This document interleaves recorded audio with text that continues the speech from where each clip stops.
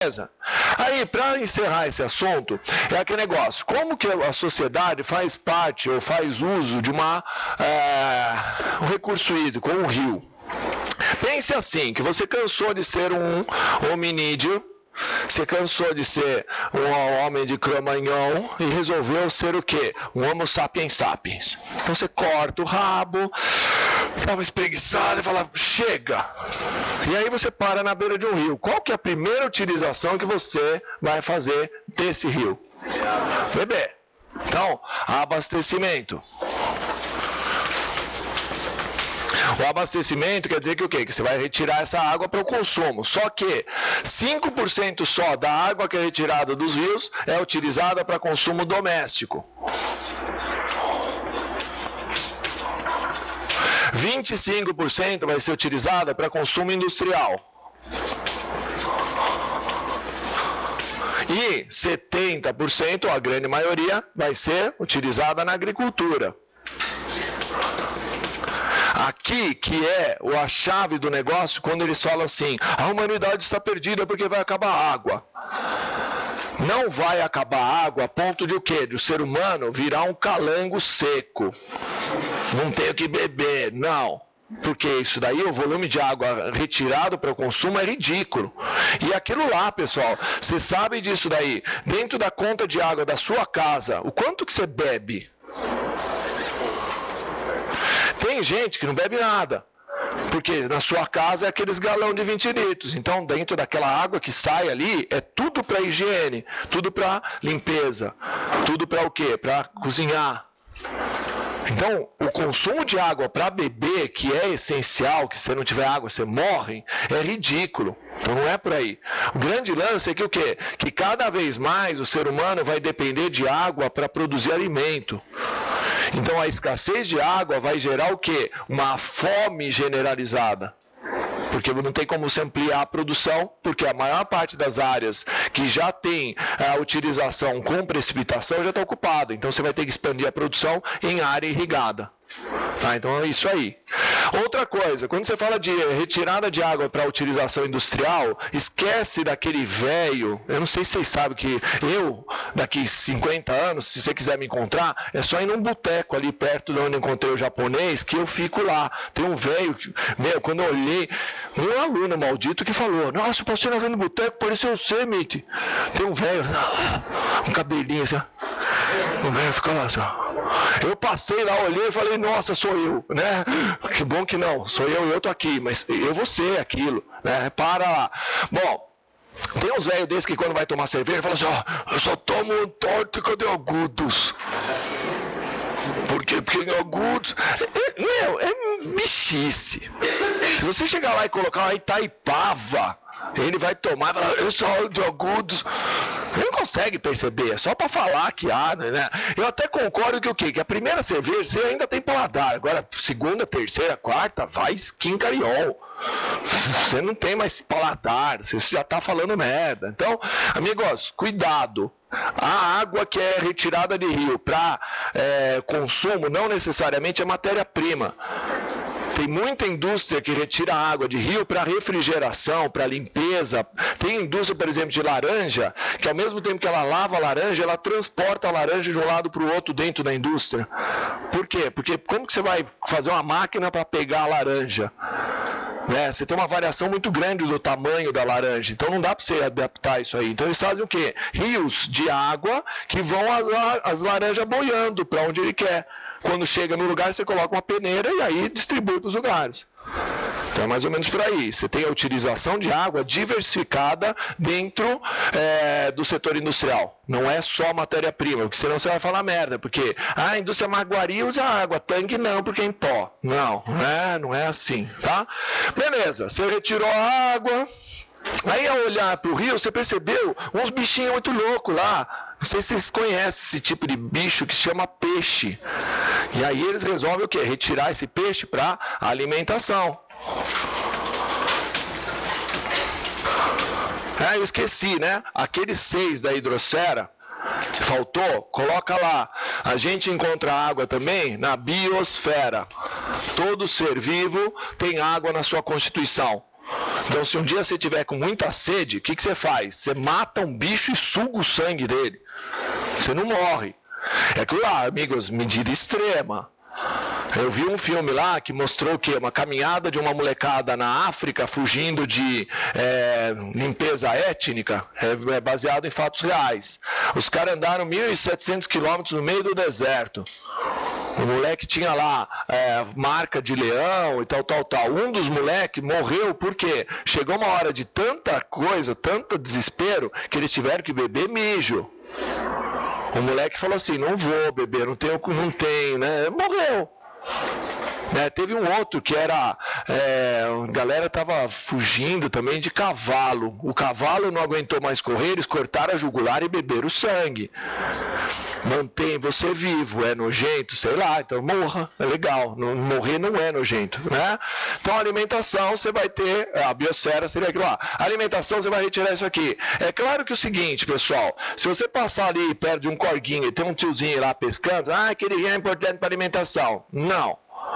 Quando você fala que um rio é importante para alimentação, quer dizer que você está retirando toneladas de peixe. Você tem uma estrutura econômica vinculada a isso. Eu discuti litoral com vocês ou não? Não. Se for eu que vou falar litoral, a gente vai falar que pesca no Brasil, ela não é, ou economicamente ela é importante só na região sul. Na região nordeste você tem muita gente vinculada à pesca, mas a pesca vai ser artesanal. Você tem uma importância social da pesca, mas econômica ela é fraca. Então é mais ou menos por aí. Você tem que pensar que um rio ele vai ter destaque de produção de alimentos se tiver em grande quantidade. No caso do Brasil, o rio de maior destaque seria o Amazonas. O Rio Paraná já está meia boca, o Paraguai, né, dentro do Pantanal tem restrição de controle, tal, tá? Aí beleza, você está ali na beira do rio, né, olhando o peixinho, tentando pescar, tal. Quando você olha para o seu lado, você percebe que o quê? Que tem um tigre de bengala. E aí você sai correndo, e o quê? Trepa na árvore aqui. E trepar na árvore não é ficar assim, não, né? Você sobe na árvore. E aí o que acontece? Quebra esse galho, e esse galho boia no rio. E você percebe que você pode utilizar esse rio para transporte. Aí eu pergunto assim, o que um rio tem que ter para ser bom para transporte? Água! Só uma dica, se um rio não tem água, ele não se chama rio. Ele vai ser alguma coisa, menos rio. Como que tem que ser essa água? Líquida. Tá, o rio que vai ser bom para transporte, ele tem o quê? Potencial hidráulico. Potencial hidráulico é quando um rio tem uma condição de pequena velocidade de água e grande vazão, grande volume de água. Pequena velocidade. Às vezes eu pergunto aí, como que tem que ser a velocidade? Tem que ser grande. Não, amigos, porque você tem que descer e tem que subir o rio de volta. O transporte não é só para descer, você tem que ir e vir. Então, por aí. E grande vazão. Por quê? Porque se você tiver um volume de água pequeno, você vai perceber que você vai ter uma capacidade pequena de transporte, porque enrosca, né? Encalha. Isso daqui é uma coisa que você tem que ter importância, tem que ter noção. Quando a gente fala de rio, uma coisa que a gente analisa no rio é o chamado regime. Regime é da onde vem a água para o rio. No nosso caso, a maioria dos rios vai ser de regime pluvial, ou seja, vai ser vinculado à chuva. E geralmente quando você fala de regime pluvial, você associa ao clima, que a gente acabou de fazer o pluviograma ali. O clima brasileiro predominantemente é tropical. Isso quer dizer que você vai ter uma variação muito grande de vazão do rio.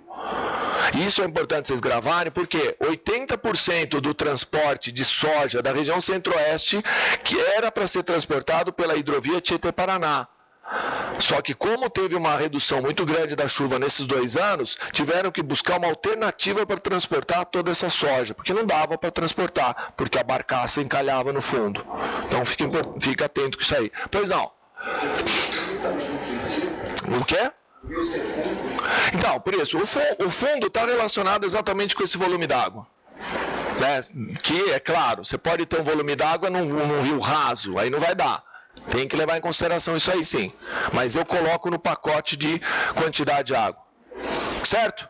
Aí o que acontece? Conforme você está sendo levado pelo rio, no tronco ali assim, você percebe que o quê? Começa uma corredeira. E esse tronco bate na sua bunda e você percebe que dá para utilizar para energia. O que um rio tem que ter para ter potencial hidroelétrico? A água. Sempre tem aluno que continua no erro. Potencial hidroelétrico. Geralmente eles têm codinome de batata, né? Fica só na mente, né? Não fala. Tenho vergonha de falar. O que tem que ter um rio para ter um potencial hidrelétrico alto? Aí é aquele negócio. Grande velocidade e grande vazão. Isso é o ideal. Eu falei energia com vocês ou não? Ou é o Coca, ou ainda não falei, não sei. A gente vai discutir isso aí, pessoal. A velocidade que um rio tem, que você vai utilizar para energia, vai definir o quê? O tamanho da turbina. E o volume de água vai definir o quê? Quantas turbinas você põe. Então o ideal é você ter o quê? Grande velocidade e grande vazão, que você vai colocar o quê? Uma caralhada de turbinona. Isso é Rio Paraná. Só que, quando você fala do Rio Amazonas, o que acontece? A velocidade dos rios da bacia amazônica são baixos, mas eles são compensados por uma vazão gigantesca. Então, a produção de energia hidrelétrica na Amazônia se baseia no quê? Numa quantidade muito grande de pequenas turbinas. É por aí. Tá? Aí aquele negócio, você está descendo aí pelo tronquinho, não sei o que, você curtiu. Terminou a corrida e fala, de novo, dá para utilizar para lazer. O lazer que um rio pode ser utilizado, pode ser o quê? Rafting, caiaque, surf, mergulho, a própria pesca, muitas vezes é utilizado como lazer. Então o rio tem que ter um diferencial para valer a pena você utilizá-lo. Senão, você vai utilizar de outras formas. E aí você desce a corredeira de novo porque curtiu. Só que o tronco vai para um lado diferente, você pega uma corredeira tão forte que você se borra e aí você usa para descarga. Um rio pode ser utilizado para levar o esgoto para longe. É uma sacanagem que fazem com o rio? Mas é a realidade. Então, um rio pode ser utilizado dessas 6 formas aí.